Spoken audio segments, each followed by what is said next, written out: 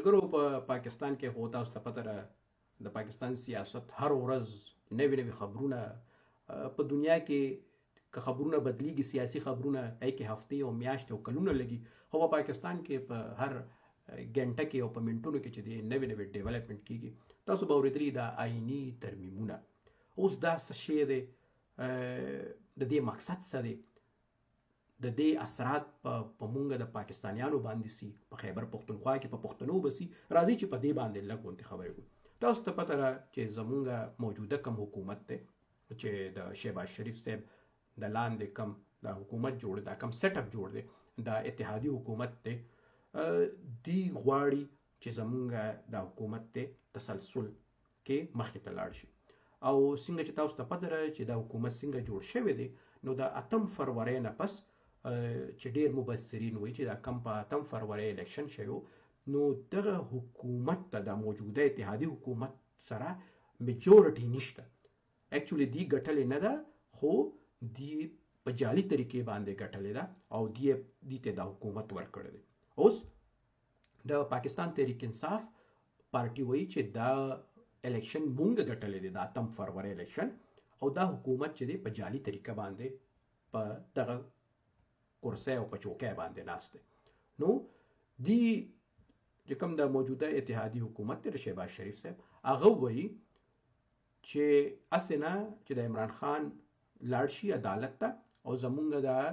الیکشن کولو شي زمونږ د الیکشن د ووټونو د ډبې کولو شي او د هغې نه پته ولګي چې موږ خو الیکشن بایللی وو خو موږ په جعلي طریقې باندې په دې کرسۍ باندې ناست یو نو هغې سره یره دا ده چې اسې نه دا الیکشن سپریم کورټ د پاکستان عدالتونه داسې فیصله ونه کړي چې هلکه د الیکشن کولو او زموږ حکومت پکې لړ شي نو هغې کوشش کوي چې موږ دا عدالتونه مینج کړو چې دا زموږ په لاس کې دا خپل لاس لاندې چې زموږ د 8 فروری الیکشن کولو نشي نو دې دپاره اوس هغې څه کوي هغې کوي په آئین کې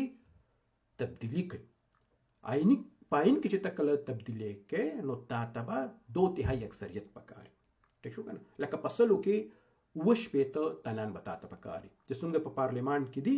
د هغه 2/3 اکثریت تا ته پکار دی اوس 2/3 اکثریت خو د حکومت سره شته نه نو هغه به څنګه دا په آئین کې ترمیم کولی شي هغه په دې طریقې باندې کولی شي چې هغه د پاکستان تحریک انصاف او د نورو پارټیانو خلک راواخلي او هغې ته ووایي چې تاسو موږ له ووټ راکوئ نو په آئین کې یو بل زموږ ارټیکل دی 63A 63A د پاکستان په آئین کې دا دی که د یو پارټۍ خلک د خپلې پارټۍ خلاف لاړ شي یو بل چاته ووټ ورکړي نو د هغه دا ووټ په کاونټ کیږي نه د هغه دا ووټ په شمارېږي نه او هغه به ډسکوالیفای شي لکه مثال که د عمران خان یو تن لاړ شي او شهباز شریف ته په دې آئینی ترمیم کې ورته ووټ ورکړي نو دغه سړی د دا ووټ په هم نه کاونټ کیږي او دا به کور ته هم لاړ شي دا به د ممبرین هم برخاست کړي شي نو اوسه پورې دا آئینو دا 63A نو 63A ته دغه حکومت څه وکړه چې دی لاړه عدالت ته او هلته تاسو ته پته ده قاضي فایض عیسی صاحب ناست دی چې پاکستان تحریک انصاف او نور ډېر ګڼ شمېر خلک دا ګڼي چې دا دغه حکومت سړی دی دې حکومت ته سپورټ کوي لکه شهباز شریف حکومت ته سپورټ کوي او د عمران خان خلاف دی تاسو ته پته ده چې هغه فیصله ورکړې وه چې عمران خان نه د الیکشن نه مخکې د بیټ دا نشان هم اغوښتی نو اوس قاضي فایض عیسی صاحب دا فیصله وکړه چې دا 63A کې که څوک ووټ واچي نو هغه به ډسکوالیفای کیږي خو د هغه د ووټ په شمارېږي لکه هغه به خپل کار وکړي د دا ووټ که ده ته واچولو نو د دا ووټ به کاونټ کیږي شمار کیږي به خو هغه به بیا وروستو ډسکوالیفای شي نو مطلب دا دی چې تا هغه له 1 ارب روپۍ ورکړه 50 کروڑ روپۍ ورکړه ته به ډسکوالیفای شي خو ووټ مونږ له راکړه نو دا اوس سپریم کورټ یو څو هفتې مخکې یو څو ورځې مخکې دا فیصله وکړه نو اوس که د په دغه آئیني ترمیم کې د پاکستان تحریک انصاف خلک ووټ واچي نو د هغه ووټ په شمار شي آئینی ترمیم به وشي خو بیا به هغه وروسته ډسکوالیفای شي نو یو خبره خدا ده ځکه حکومت دغه دی چې مونږ راځه چې دا خلک دی له پیسې ورکو یا زور زبردستی پې وکړو یا د دې بچي يرغمال کو یا کورواله يرغمال کو چې هر کار موږ کو خو موږ د آئین اوس پاس کولی شو. ښه اوس راځو غټه خبره ته چې دی ترمیم کې دي څه. اول خو دا و چې قاضي فایز عیسی دی د 15 اکتوبر باندې ریټایر کیږي خو چې هغه کور ته لاړ نشي او هغه هم په دې سپریم کورټ کې ناست وي ایز ا چیف جسټس.